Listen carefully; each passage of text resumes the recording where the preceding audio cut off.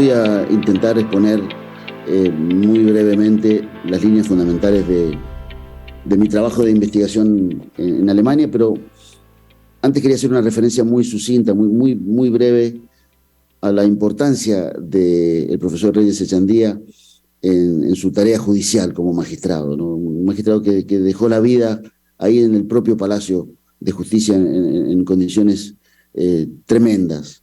Digo, la importancia de que el Poder Judicial en Latinoamérica reconstruya, la necesidad de que reconstruya su propia legitimidad, y me parece que las ideas del profesor Reyes Echandía contribuyen a eso, ¿no? La importancia de un Poder Judicial autónomo en la región, independiente del poder político, pero también del poder real, también del poder real del mercado, el juez debe ser independiente. Y entonces también la importancia y la obra del profesor Reyes como de convertir al Poder Judicial en un ámbito de protección de derechos. Ahí se hablaba muy bien en la semblanza anterior del respeto a las libertades del profesor Reyes Echandía.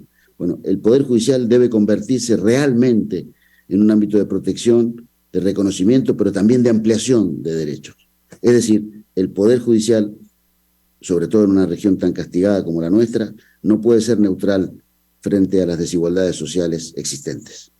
Y debe actuar el Poder Judicial fuertemente influenciado por la ciudadanía, pero también controlado por la ciudadanía. Necesitamos un Poder Judicial autónomo, independiente, que esté vinculado a la ciudadanía, que la ciudadanía sienta como propia. Y me parece que la tarea y el recorrido del profesor Reyes Echandía en materia de teoría del delito y en materia de profundización de la teoría del delito, también en la aplicación práctica, es importante en la actualidad. También creo que la teoría del delito es un instrumento que contribuye a la mejor realización del derecho. Y desde ese punto de vista yo intento unir ambos mundos, el mundo judicial en el que trabajo diariamente y el mundo con el de profesor.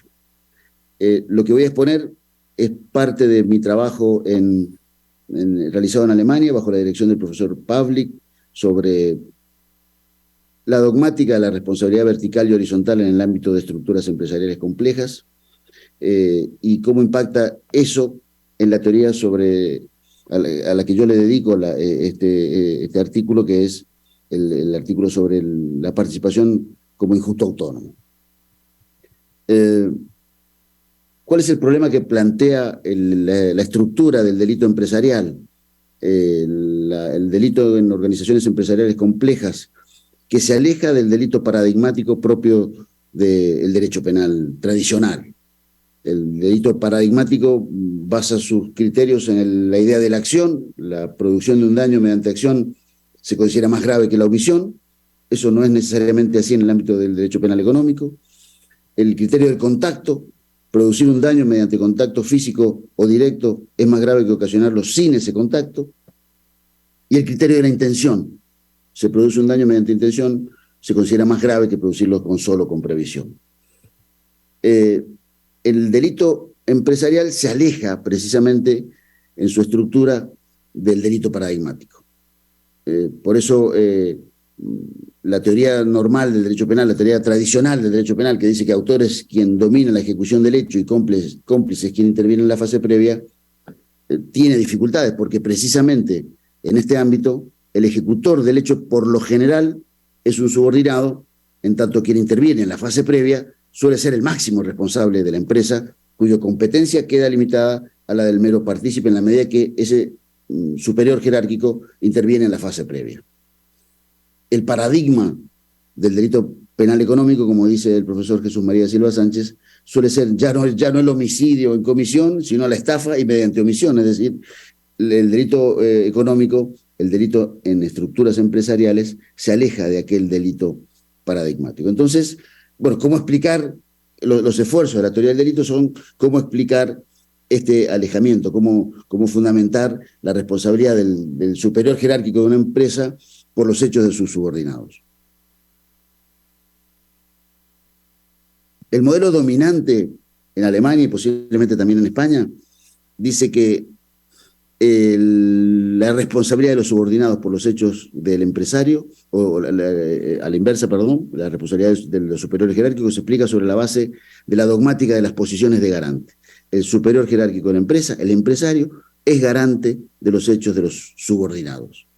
se argumenta que la construcción de esta responsabilidad se gravita tanto en el ámbito de las estructuras activas como las omisivas, y se es garante por el control de personas peligrosas, es decir, el superior jerárquico sería responsable del control de la persona peligrosa que sería el subordinado, lo cual esta teoría de las posiciones de garante se lleva mejor con una tesis basada en personas inimputables, o sobre la responsabilidad, se es garante porque se responsabiliza por el control sobre cosas peligrosas, lo cual no queda muy claro por qué el subordinado podría ser tratado como una cosa.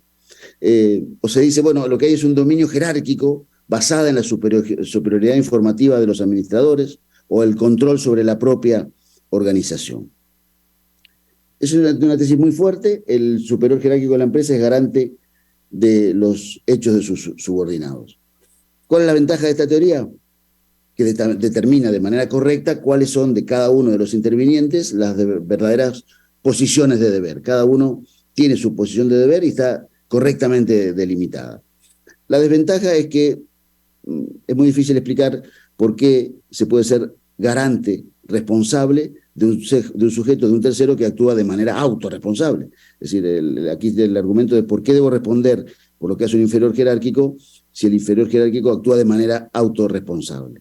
Y además, ¿por qué ese inferior jerárquico es tratado cosificado de algún modo, en el sentido de que no responde por su propia responsabilidad, sino que por su comportamiento responde un tercero superior jerárquico de ese ejecutor? Entonces, el problema de la autorresponsabilidad de la actuación o como límite para la teoría de las posiciones de garante. Y el otro problema es que en la medida que cada uno responde por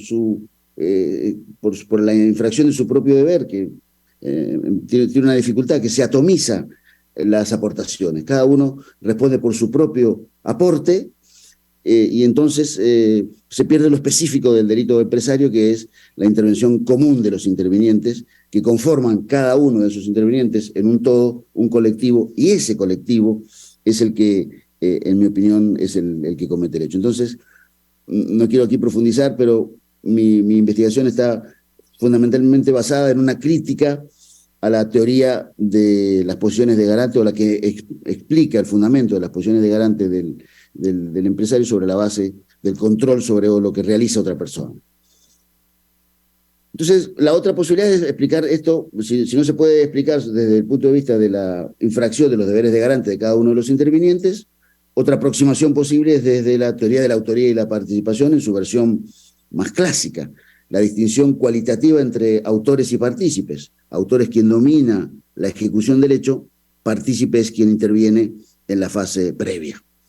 Pero aquí también se da la dificultad de que el partícipe responde por el hecho del autor. Es decir, también la distinción cualitativa entre autores y partícipes tiene dificultades en su relación con el principio de autorresponsabilidad.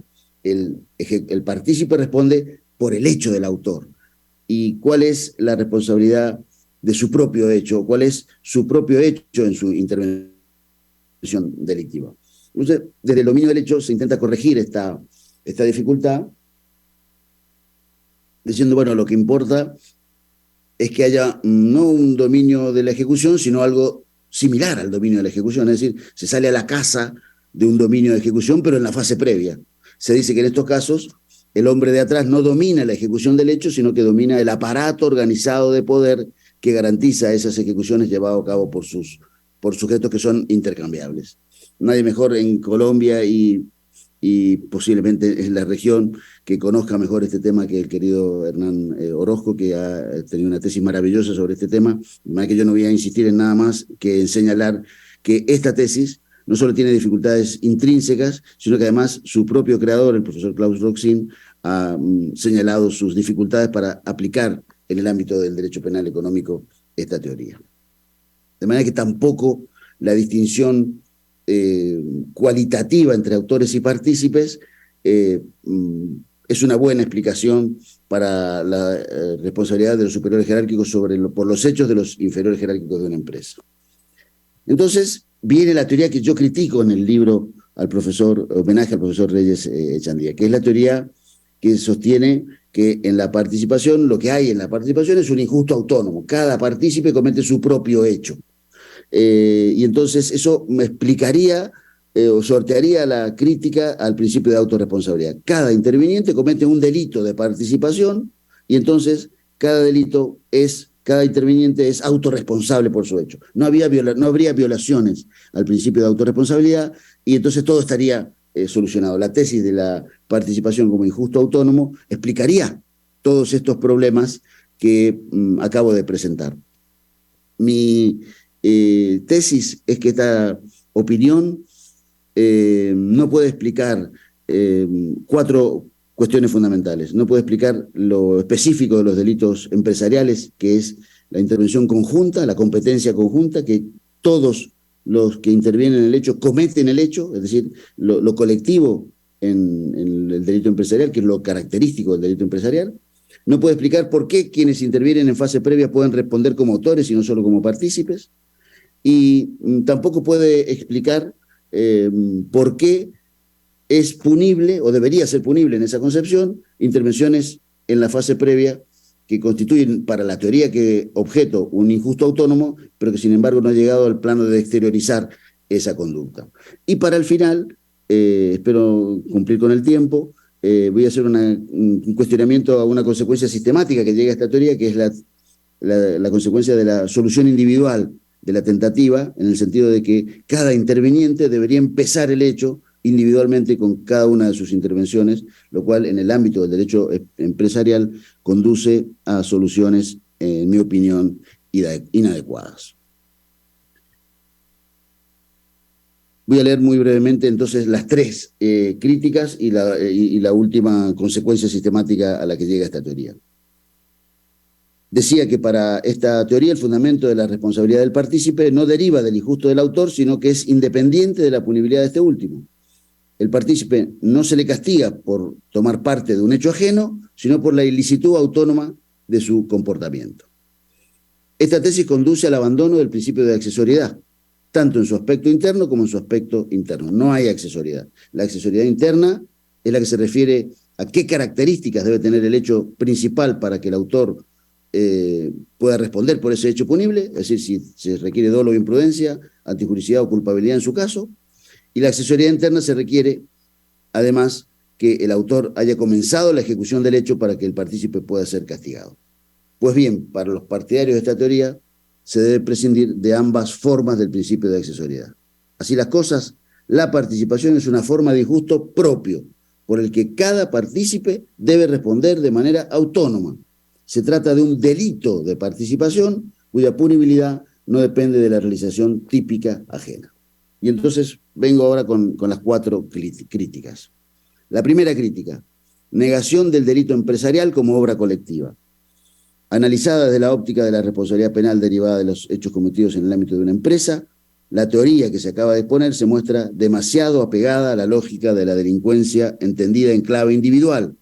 En efecto, la afirmación de un delito autónomo de participación prescinde del significado del hecho como obra colectiva de todos los intervinientes, pues el sentido social del hecho se pierde en la maraña de aportaciones individuales. Este modo de proceder es rechazable, en tanto no explica la totalidad, sino solo una parte del injusto típico, lo que impide la imputación recíproca de las contribuciones entre el resto de los intervinientes, tanto en relación con la responsabilidad vertical como con la responsabilidad horizontal. Por esta razón, se echa de menos en esta teoría una fundamentación que permita explicar aquello que resulta decisivo en toda teoría de la intervención delictiva, a saber, la posibilidad de fundamentar la responsabilidad penal del partícipe por la parte ejecutiva que fue realizada de propia mano por otros intervinientes. Esto, que es indiscutido en el ámbito de la coautoría, debe regir también en el ámbito de la participación. La ejecución del hecho también es imputable a quienes intervienen en la fase previa de modo contrario a la prohibición de regreso.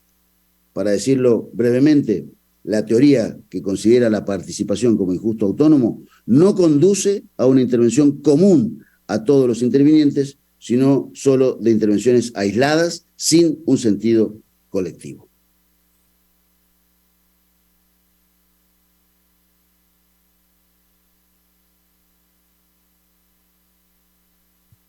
Es la división del trabajo lo que transforma en propia la ejecución ajena y lo que convierte un hecho común las contribuciones individuales de cada uno de los intervinientes. Segunda crítica. La intervención en la fase previa no siempre es imputable a título de participación, especialmente en el ámbito del derecho penal de la empresa. Esta tesis, la que vengo cuestionando, termina por sostener que la distinción entre autores y partícipes está vinculada al momento en que los intervinientes realizan su aportación. Autor es quien domina la ejecución del hecho y partícipe quien interviene en la fase previa. Es decir, el mayor grado de ilicitud vendría por la actuación en el último lugar del ejecutor inmediato del hecho, que es la actuación más próxima a la lesión del objeto del bien jurídico, según se dice. Por el contrario, a medida que el interviniente se aleja de quien actúa en último lugar, va disminuyendo la gravedad de la ilicitud de su intervención. Esta opinión, entiendo yo, no se puede compartir.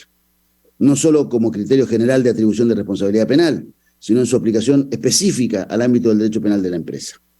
Es que tanto en la criminalidad de empresa como en general en la criminalidad organizada, el ejecutor inmediato no es necesariamente el máximo responsable del hecho, a tal punto que en muchas ocasiones ni siquiera llega a ser imputado judicialmente.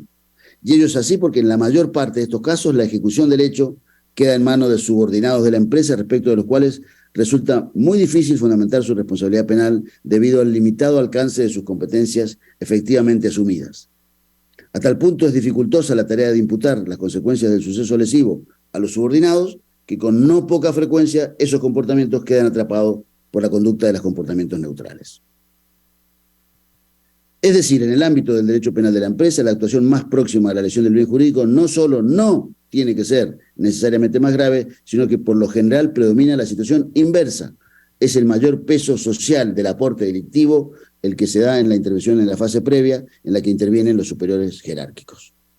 Es que para determinar el quantum de la aportación del criterio decisivo no puede ser qué tan cerca se esté de la afectación del bien jurídico, sino su grado de competencia en la configuración del hecho.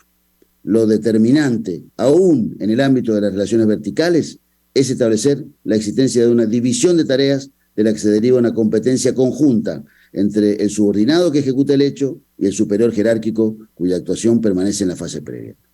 Pues bien, a partir de esa competencia conjunta, todos los intervinientes pueden ser considerados realizadores del hecho. El subordinado lo es por su ejecución propia, el superior jerárquico por su ejecución por mano ajena. Ahora, la mayor responsabilidad del superior jerárquico viene determinado por su mayor grado de competencia en la configuración del hecho.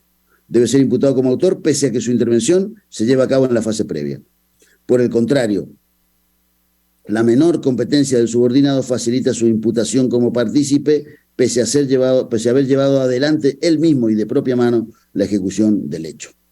Sin una organización común entre los intervinientes, no hay lugar para responder por el hecho de otro, sin antes vulnerar el principio de autorresponsabilidad. Para decirlo brevemente, la alternativa es intervención conjunta o autores unitarios. Tercera crítica, la inconveniencia dogmática y política criminal del lanzamiento de punibilidad a estadios previos a la exteriorización de la conducta.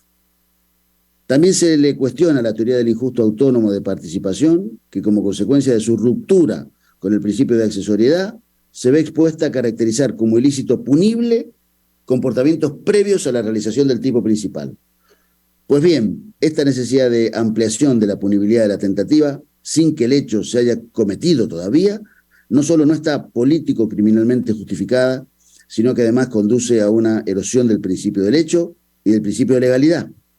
La asignación de relevancia jurídico-penal a fases anteriores a la consumación genera insatisfacción político-criminal en la medida que profundiza una tendencia expansiva muy acentuada en el ámbito del derecho penal económico, especialmente a través de la configuración de formas imperfectas de ejecución, como los delitos autónomos o mediante la utilización de técnicas de delitos de peligro abstracto o a través de la creación de bienes jurídicos supraindividuales. Pues bien, la teoría de la participación como delito autónomo viene a sumar la utilización de la dogmática de la participación como técnica de ampliación de los tipos penales a fases alejadas de la realización del tipo. Quien mejor ha refutado estas críticas que acabo de exponer es el gran jurista argentino el profesor doctor Marcelo Sanchinetti, quien señala que sus críticos no pueden explicar de qué manera la ejecución del hecho por parte del autor tiene el poder de expropiarle al partícipe, quien ha intervenido aportando una idea en la fase previa, sus pensamientos, sus cogitaciones. En ese sentido afirma Sanchinetti que si los actos previos al comienzo de la tentativa debieran corresponder realmente a la esfera privada de los individuos, carecería de todo sentido que un comportamiento, al ser realizado por otro, que el partícipe ya no controla, pudiera convertir ese aporte del partícipe, digo yo, antes privado, en una perturbación social exterior, santificando, decía Sanchinetti, la injerencia del Estado antes proscripta. Lo que es realmente interno, dice Sanchinetti, nadie puede expropiarlo. Esta intervención extraordinaria del profesor argentino, que le profeso una admiración profunda, sin embargo, en mi opinión, no puede explicar, o digamos, la razón por la que los partidarios de esta concepción, entre ellos el profesor Sanchinetti, no comprenden, no aceptan esta concepción, no puede explicarse porque la actuación de un tercero, esto es, el autor principal, cuya ejecución ha salido del control del partícipe, puede quitarle a la contribución de este último en la fase previa su carácter de aporte privado no exteriorizado. Quizá esa no respuesta, esa falta de explicación, se deba a su entendimiento, entiendo yo, al entendimiento naturalista del principio de autorresponsabilidad. En efecto, no es que la ejecución del autor exteriorice el aporte privado del partícipe, sino que el partícipe también ejecuta el hecho, solo que lo hace a través de la mano del ejecutor. Pues ambos, partícipe y ejecutor, partícipe y autor material del hecho, ambos están vinculados por el régimen de división de tareas. De este modo, el principio de autorresponsabilidad no puede ser entendido en el sentido de que cada uno debe responder solo de lo que ha realizado de propia mano, sino que en la medida en que los intervinientes hayan hecho un reparto de tareas o de funciones, todos deben responder por la ejecución, debiendo tenerse en cuenta el peso de cada una de las aportaciones individuales en la determinación de la pena, y este trabajo lo ha hecho maravillosamente bien el querido jurista colombiano Hernán Orozco. De lo contrario, si cada uno debe responder solo por el aporte material que llevó a cabo el interviniente, no habría posibilidad de responder por la realización de la obra conjunta. Por ello, solo un entendimiento normativo del principio de autorresponsabilidad permite la explicación plausible. El partícipe es competente o responsable del hecho completo cuando él ha hecho llegar al ejecutor un aporte que le vincula con la ejecución. Es decir, cuando el aporte del interviniente tiene el sentido de darle a la ejecución una determinada configuración. El fin de la norma de comportamiento no es, como pretenden los partidarios de esta concepción, evitar que el interviniente en la fase previa no pierda el control de su aporte, sino que no se cometa el hecho principal que dicha norma prohíbe. En otras palabras, el partícipe lesiona la misma norma que el autor principal, solo que a través de la mano ejecutora de este último. En consecuencia, es el momento del comienzo de ejecución del hecho principal el que establece el límite a partir del cual la intervención del partícipe es punible. Es el hecho principal y no antes lo que limita la responsabilidad del partícipe. Y la última crítica. Los problemas de la solución individual en la determinación del comienzo de la tentativa. Si cada interviniente, como pretenden estos autores, si cada interviniente infringe de manera autónoma la norma de participación, de ello se deriva que cada uno comete de manera autónoma su propio injusto. De este modo se presenta como una opción inevitable la solución individual que determina que el comienzo de ejecución de la tentativa según el comienzo de cada una de las aportaciones individuales. Dicho brevemente, existe una multiplicidad de comienzos de ejecución, tanto como cada interviniente haya exteriorizado en su contribución. Pese a que la intervención de varias personas se da en un hecho, para la solución individual debe enjuiciarse la existencia de un comienzo de ejecución o de meros actos preparatorios impunes respecto de cada una de las aportaciones por separado. De este modo, la tentativa comienza de acuerdo a cómo se haya llevado a cabo el reparto de actos de organización. La insuficiencia de la solución individual se hace evidente cuando mediante ella se quiere hacer frente a la problemática que plantean las actividades empresariales caracterizadas por su compleja organización, con base en una no siempre clara división de tareas y funciones. En efecto, En estas organizaciones complejas se desdibuja la existencia de un autor individual que aglutina en su figura todo el conocimiento del alcance de su decisión.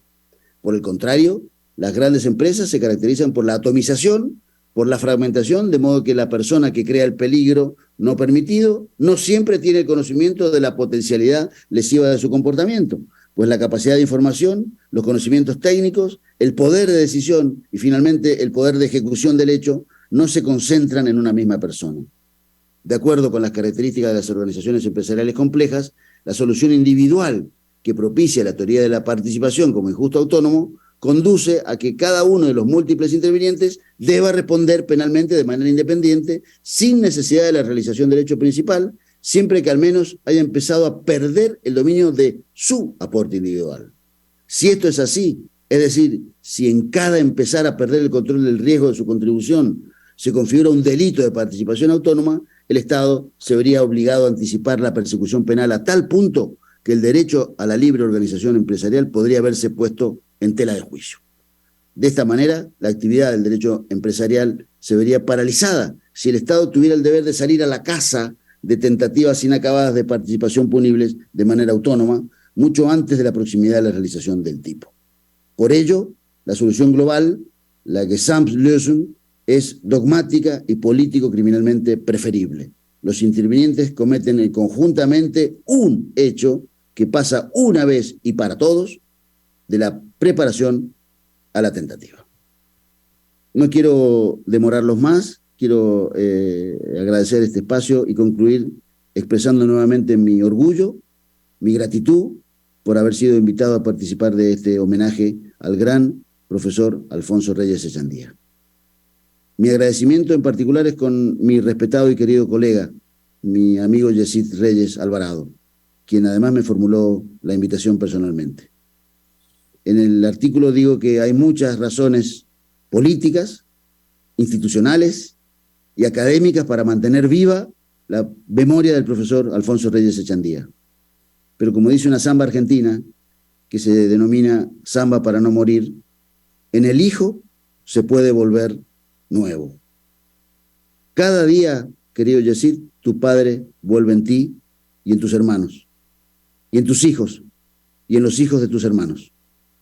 Pero también vuelve en cada uno de quienes, como yo, integramos la magistratura y la academia en nuestra querida región. Entonces, como magistrado y como profesor, también me siento hijo del querido profesor Alfonso Reyes Echandía. Les envío un fuerte abrazo desde Argentina. Muchas gracias por todo.